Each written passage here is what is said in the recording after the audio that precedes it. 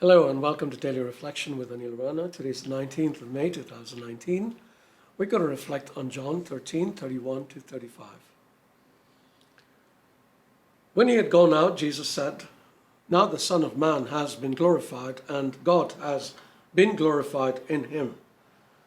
If God has been glorified in him, God will also glorify him in himself, and will glorify him at once.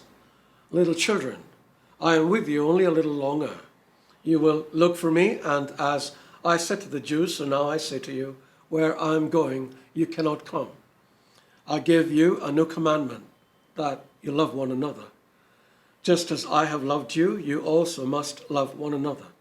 By this, everyone will know that you are my disciples, if you have love for one another." The Gospel of the Lord. In every human heart is the desire to be loved. It is a great need. Mother Teresa said that the hunger for love is the greatest hunger in the world. However, human love is very limited and can be very limiting. It can involve control, possession, dependence, and many other elements of being unfree. I don't think it is possible for one human being to love another with a love that is unconditional, depending only on the human capacity to love. On a practical, down-to-earth level, there are people in the lives of most of us whom we find impossible or pretty near impossible to love. But this is the acid test of the whole Christian mission, because Jesus asked us to love even our enemies. Many of us find it difficult to love some of our friends, and when it comes to ex-lovers, good luck there.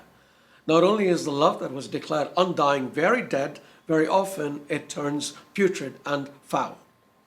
However, if I am willing to go to the heart of the Christian message and not just see it as some sort of a la carte menu where I pick and choose what I want to follow, then I come face to face with one simple fact: I have to love.